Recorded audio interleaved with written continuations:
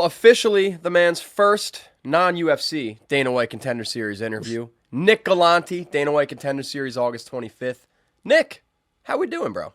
Doing good, bro. I'm just super excited for the opportunity to be able to show what I'm capable of, but on the world scale now instead of the regional.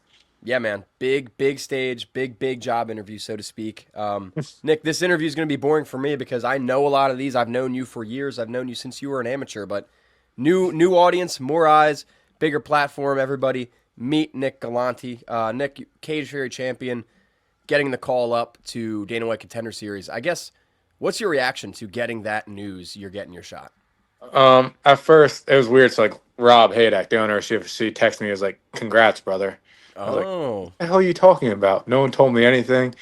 And then I ended up getting the call from Ali later. It was like, "We have your opponent this day. You're fighting him. You ready, brother?" I was like, "Yes, sir. Let's go." and I know this is the biggest step yet, but is this more excitement? Is this more stress, pressure? How are you feeling about all this? So like obviously I got it early. I got it I think August 6th, like less than 10 days after my other bout. Yeah, So like I really took like a little bit of time to enjoy it, and like it's super cool. You're fighting at the fucking UFC Apex in front of Dana White and all of them. So I definitely like took advantage and was able to enjoy it, but now I'm at the point where it's business is business. It's only cool when you get the job done. that's a good point, man. It's cool for me because I'm a fan. Yeah. It's awesome anyways. But you're gonna miss Cage Fury at all. I was talking to Bilal Hassan, who another Cage Fury champion who got his shot on Contender. He was like, dude, this is great, but it's kind of bittersweet. I'm gonna miss the homies at Cage Fury. Do you feel the same way? It felt weird at first. Like I found out that it didn't get leaked till I was at one of the CFFC fights when they first leaked it. And I was like, "Oh, this is weird." Like, I always like had Aries, my matchmaker. Like, I had every fight I've ever had was for them, Yep. and I had Rob. So I'm like, "Damn, they're not my boss anymore." It's definitely bittersweet, but the goal was always to move on to the next stage because regional fights don't pay the bills, brother. It's weird too because, like you said, you're getting calls for interviews now. You're getting people Yeah, leaking your fights, which never really happened before. Like, do you yeah. like that added attention already? It's like definitely cool to like start getting a little bit more of the hype. Cause I always felt like I don't know, maybe I'm just me, and I always felt like I was always like the under radar guy. Like no one really looked at me. Like I have great people in my gym, and obviously, rightfully so, they got more attention than me, and I have nothing like they deserved it. But now, like I feel like I am getting the attention, but like I'll never believe in the hype. I'm always just trying to get better and striving for that. And so where I was going to go with that is you were just kind of the next guy up when Eric Yeah, and Luke were right there. You're right here. Now they're in. So now you're that guy that's in yeah. the position they were in. But I'm gonna ask you more about Eric, Luke, Dante Rivera's in a little bit here. Last thing I want to say is John Morgan is going to go from interviewing you and commentating you to now covering you as a fighter. Is that a little bit weird? It's definitely a little bit weird, but he always said good things about me, so I'll make sure to give him his questions when he asks. John Morgan's the man. Shout out He's a John good Morgan. dude. Carlos Petruzella, 15 Yeah. and 1, I believe. Got a pretty little record. His opponent's record isn't necessarily as strong as yours. So, what are your thoughts on Carlos and this Contender Series fight? I think, like, being real, like, I understand a fight's a fight and anything could happen. I definitely respect him. But I think since my Brandon Holmes fight and on, the people I fought are better. Yeah. You got, especially my last fight being Austin Clayton, I think he's Yep. a lot better of a fighter than who I'm fighting. So I have full faith in my abilities and my game plan. So you think Austin Clayton is actually a tougher challenge than Petruzella, Yeah, we had a really potentially? close fight. Obviously, I didn't like that, and he didn't like that, but That one's got to get run back someday in the I'm so UFC. down for it, bro. Like, don't get me wrong. I understand him being upset. I'd be upset too. Like, it was a close fight that could have went either way. Mhm. But even after winning, I'm upset that was even that close. I've actually talked to both of you since, and I know you're Yeah. both not exactly happy, but yeah, man, fights where it's like an argument can be made either way. It pissed me off, bro. That's what I imagine as a fighter. You don't get that full closure. Nah. Well, doesn't matter. Contender Series up now. Carlos Petruzella up now. How do you feel about Carlos stylistically, and more so, how do you match up against him? I think so. You can't see too much because the people he's fighting obviously aren't the level that I've come up fighting. So you should look like a superstar beating them up. That's how I feel. I just feel like he hasn't had to go to like the dark waters that I have, and he hasn't had to fight the opponents I have. So I just from early on stage since my third pro fight, I believe I knew who I was as a fighter. And I still, even though he has 16 fights, a lot more than me, I still feel like he hasn't figured that out. and I'm a completely different ball game than the other people Now, he has fought. with this fight, I know you always like to get a finish. You always look for the You finish need a every. finish in Contender Series. Not even that I like it. You want that contract, you need a finish. That's So the honest truth behind it. do you fight any differently here, or do you just kind of see how it goes? Nah, bro. If you've seen me fight, if it's on the feet or on the ground, I look for a finish either way. I'm trying to finish you. I hate when it goes to decisions. I get so mad because like, damn, I feel like I let you get away. Like Well, I want you to quit. how would you prefer? I don't know. How do you vision you getting a finish? Is there like, would you prefer to knock him out in front of Dana and put him to sleep I in front of think Dana? knocking it out definitely brings more fans, but also you need a finish at the end of the day. And I think there's a big skill gap when it comes to grappling between me and him. So I'm not gonna say I'm only gonna knock him out because you never know what could happen in a fight. There's a lot of shit that happened during the last fight that I didn't expect, and I had to find a different way to win. You know what I mean? So like, if I have to, I'll take to the ground. I think there's a huge skill level between us there. Have you and Carlos talked at all on social media, talk back Nah, and forth? No, nothing. I think it's cool to have a bunch of people from Argentina talking shit to me in Spanish. I'm over here Google translating it, and like, I understand some people get mad. I think it's just cool. Like, go ahead, support your hometown guy. You should. You're Oh, not being crazy and threatening my mom or anything. So like, it's okay. It's all fun and games. you see freaking. I don't remember the guy's name who Dan Hooker's fighting, but he's the main event in The Paris. French Dan, guy, yeah, yeah, Dan Hooker said he's been getting all kind of like death threats and stuff. Fans are yeah. wild, bro. But like Wild. at the same time, like you gotta love. It's fun. Like support your guy. You know what I mean? It's war, bro. You know, Yeah. it's not badminton, dog. Uh, No, definitely uh, not. well, you and Carlos might be cool, even if you're keeping the peace with Argentina. Great, but any message you want relayed at all to Carlos ahead of the fight doesn't Nah, have to be I'm Spanish. not like that, brother. Me and him both have a big opportunity in our hand, and we both know we gotta take each other's heads off if we want that contract. I'm sure he understands as much as I do. So it's gonna be a fun scrap. I see you've been busy. The knuckles showing. You got the bare knuckle All right there. right. I don't know where I got him from. Well, training camp, Dante Rivera, BJJ. I know you've been at Marquez too. I know you kind of pop around.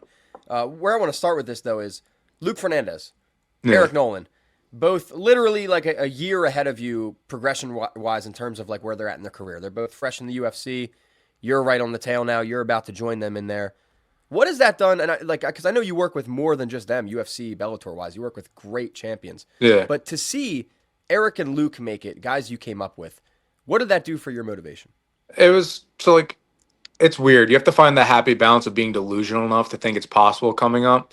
But a lot of people misconcept that delusion and being like, as long as I believe in myself, I'll make it. Like, if you're not putting in the work, bro, I don't give a fuck how much you believe in yourself, how delusional you are. Oh yeah. If you're not getting the right rounds, stepping out of your comfort zone, you're not going to make it. But like seeing them too, especially because like Luke started at Dante's, I think 2 weeks before me. Eric was there a year before me. So like seeing like I think the only other like smaller gym that's had multiple people get in the UFC in this like short time span is Marquez's. So it's super cool like watching your brothers pursue their dreams and like all three of us know like we're not done yet. Like we still to make the money you want to make in the UFC, you need to win a few fights. Well, I actually talked to Eric briefly after his last loss, which was just Yeah. like a frustrating ass It was loss. Like to fucking lose a annoying. fight like that Yeah. sucks. It sucks when He someone doesn't want to fight. who just went through it this weekend? Mike Davis and Mike whoever he Davis, fought. yeah, against Yeah.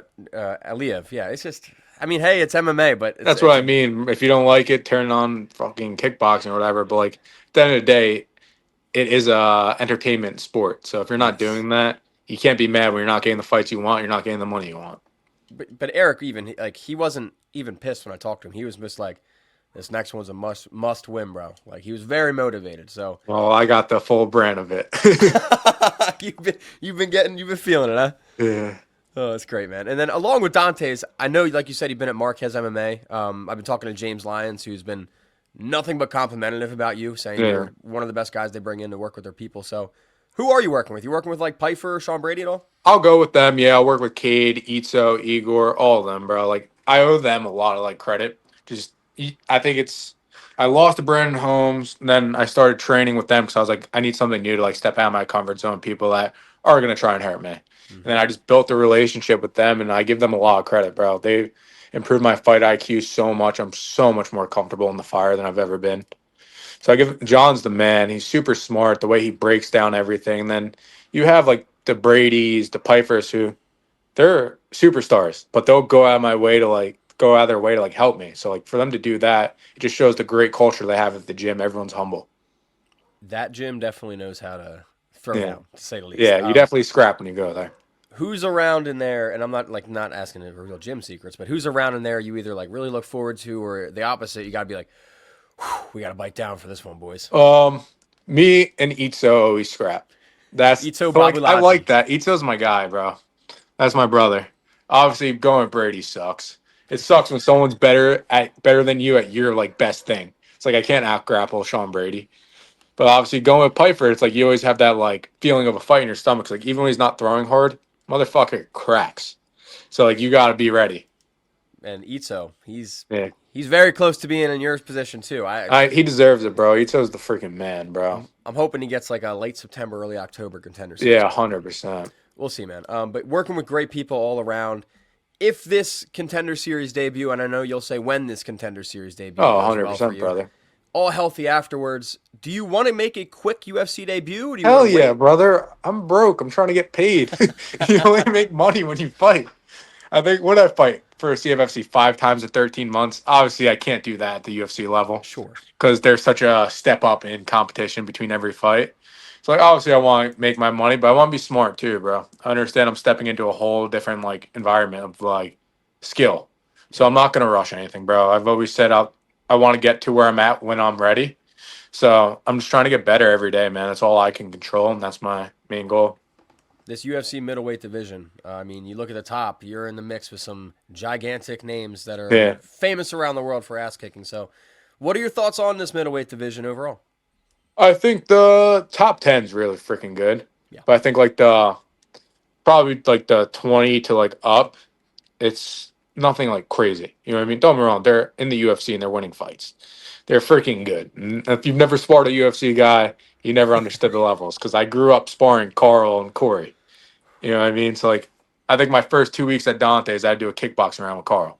So I was like, Carl yep, Robeson for people wondering. yeah, glory kickboxer, UFC vet. Yep. I was like, yeah, this motherfucker's good. I need to get better.